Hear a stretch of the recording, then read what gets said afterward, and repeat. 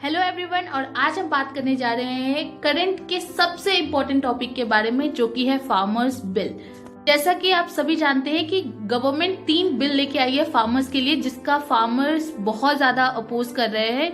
तो ये क्यों हो रहा है, इसमें ऐसा क्या है, तो चलिए मैं तीनों बिल को आपको एक एक करके अच्छे से समझाने की कोशिश करती हूँ। तो चलिए हम अपना टॉपिक स्टार्ट करते हैं, लेकिन बिल को समझने से पहले आपके लिए 4 पॉइंट को समझना बहुत जरूरी है।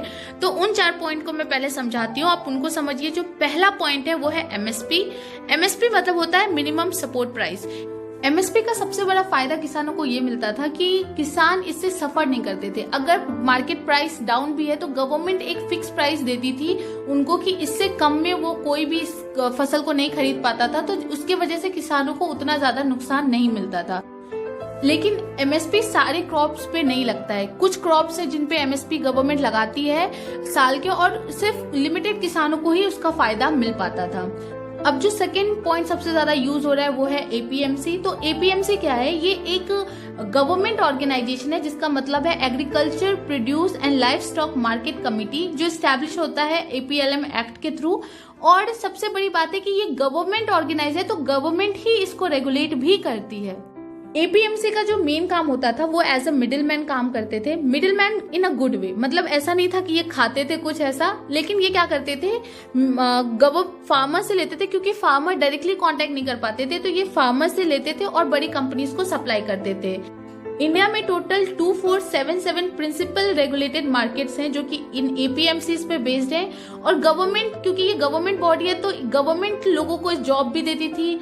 एपीएमसी में जितने भी लोग काम करते थे वो गवर्नमेंट बॉडी के थे, तो जितने भी जॉब्स थे वो भी गवर्नमेंट की तरफ से ही आते थे। जो नेक्स्ट पॉइंट है जो सबसे ज्यादा यूज किया जाएगा वो है अमेंडमेंट। तो अमेंडमेंट है कि फॉर्मल अगर ऑफिशियल चेंज कर रहे हैं टू मेक अ लॉ, या फिर कोई कॉन्स्टिट्यूशन में चेंज कर रहे हैं, तो हम उसको एज ए अमेंडमेंट पहले पेश करते हैं। और जो लास्ट इंपॉर्टेंट पॉइंट है वो है बिल और एक्ट में डिफरेंस। तो जो प्रपोज किया जाता है पार्लियामेंट में वो बिल होता है, और अगर वही पार्लियामेंट में पास हो जाए तीनों बॉडीज के through, Rajya Sabha, Lok Sabha and president के थ्रू, तो वो एक्ट में कन्वर्ट हो जाता है। फिलहाल अभी ये एक बिल है क्योंकि अभी प्रेसिडेंट का साइन नहीं हुआ है, पर जब आप देख रहे हो तो मे बी ये एक्ट में कन्वर्ट हो चुका हो। तो सबसे पहले हम बात करते हैं जो पहला बिल है उसके बारे में, the farmers produce trade and commerce promotion and facilitation bill 2020। Basically इस बिल में एपीएमसी को हटाने की बात की जा रही है।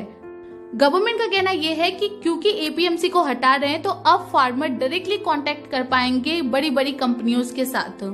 सुनने में ये काफी अच्छा भी लगता है कि अच्छा कोई मिडिल मैन नहीं है, तो अब जितना भी बेनिफिट होगा ये फार्मर कलेक्ट करेगी, फार्मर बहुत अच्छा करेगी, फार्मर के पास बहुत सारे पैसे आएंगे।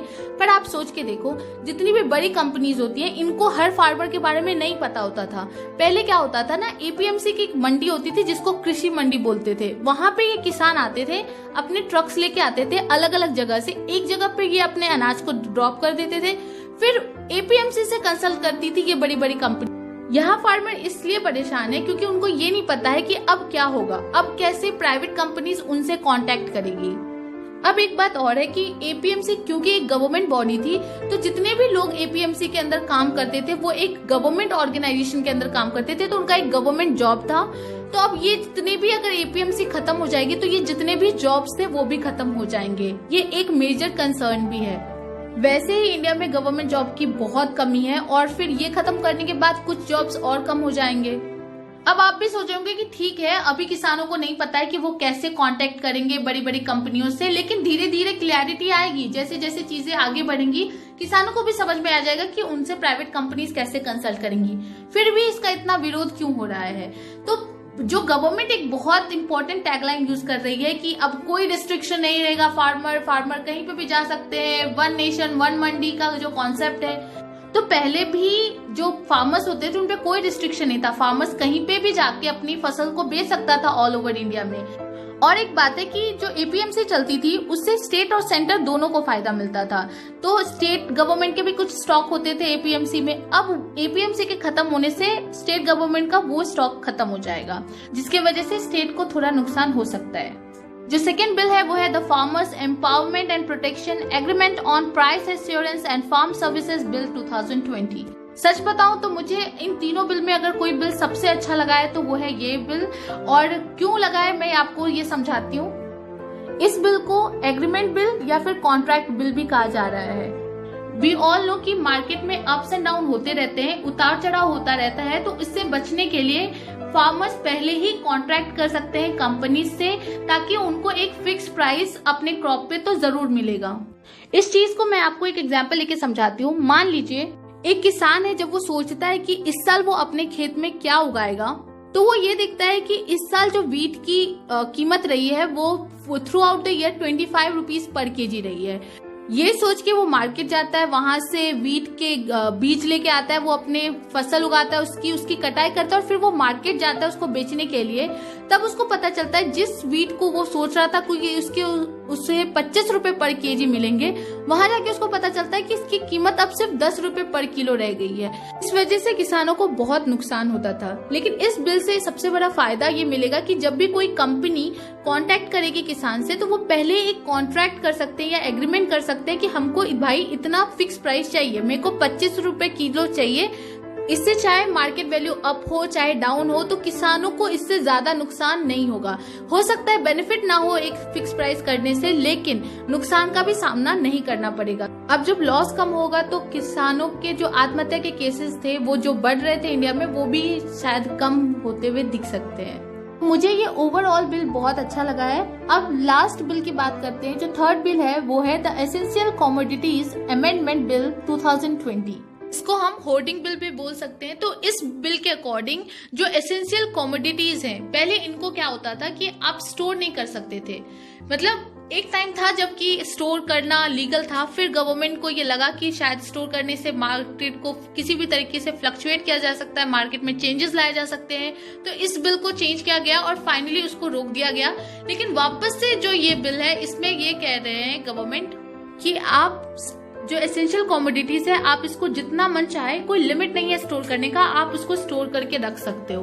अब ये बहुत बड़ी प्रॉब्लम की बात है, क्योंकि अगर आप जो बड़ी बड़ी कंपनीज होती हैं उनके पास वेयर हाउस बहुत बड़े बड़े होते हैं, उनके पास स्टोरेज का सिस्टम बहुत अच्छा होता है, लेकिन जो फार्मर्स होते हैं उनके पास स्टोर करने की उतनी कैपेसिटी नहीं होती है, तो वो ज्यादा स्टोर नहीं कर सकते हैं। जब बड़ी कंपनीज अपने पास बहुत सारी चीजें स्टोर करके रख लेगी, नेक्स्ट टाइम जब किसान उसके पास जाएगा तो वो उसको अपने अकॉर्डिंग चलाएगा, वो अपने अकॉर्डिंग उसको एक अमाउंट बताएगा कि आपको इतने में देना है तो दो, अदरवाइज हमारे पास स्टोर्ड है।